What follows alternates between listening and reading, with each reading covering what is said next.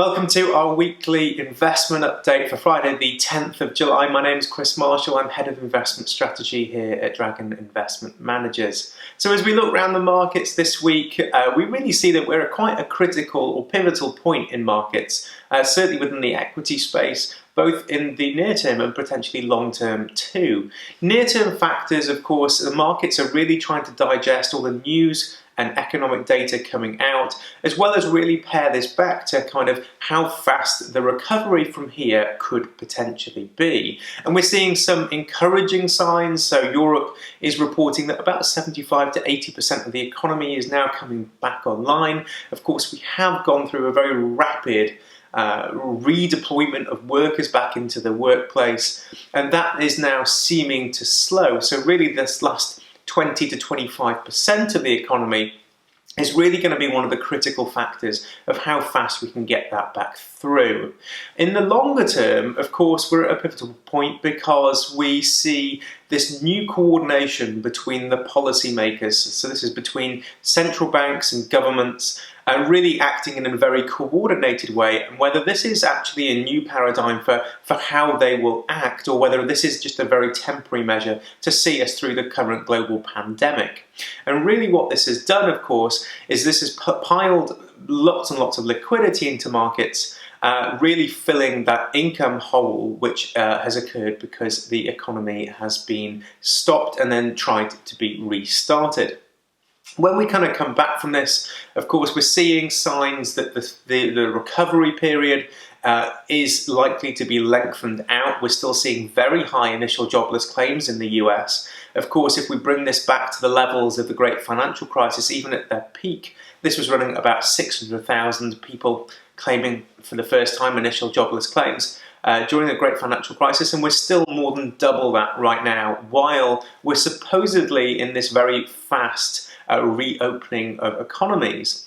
And one of the other things which is noticeable and worth thinking about is how the layoffs are now occurring at a far higher market cap structure in the economy. And what I mean by that is it's not the smaller family-run businesses necessarily laying people off, but some of the big blue chip names as well. And this week we of course saw Wells Fargo Bank in the US come out talking about redundancies and staff layoffs. So these are all important factors just to bear in mind. We are, as I said, seeing Europe reopen. They're predicting about 75 to 80% of their economy is coming back online.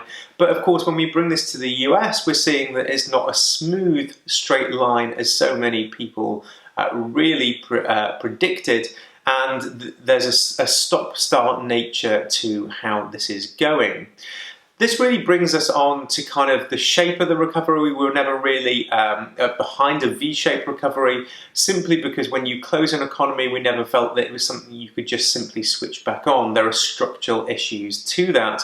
And of course, we still have a lot of friction within the productivity space of the economy, introduced by new regulation and obviously social distancing, all really hampering the efficiencies and productivity of the economy compared to where it was in 2019. This is really lending itself then to some very big divergence both between sectors and companies in markets. So we've seen tech and healthcare do extremely well in certain periods since the March lows. Tech still continues to do well, but other sectors, certainly energy, has been very, very slow performers and vastly underperforming the main market. And it's normally at this point that is, of course, important to see how sectors are playing out. And this is one of the things that we're now looking at in our portfolios, is really where the areas of growth may be, not just in the near term, but in the longer term, as we see regions and countries having very, very different GDP outlooks, inflation outlooks, and also how these policy measures might affect growth going into the future.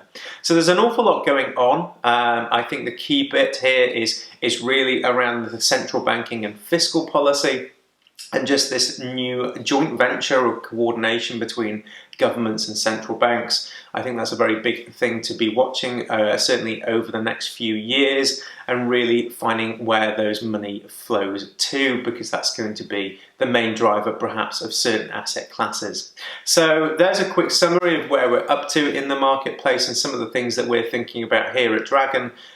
From myself and all my colleagues at Dragon, we wish you a very happy and healthy weekend ahead, and we will of course be back next week with some more insights into the market.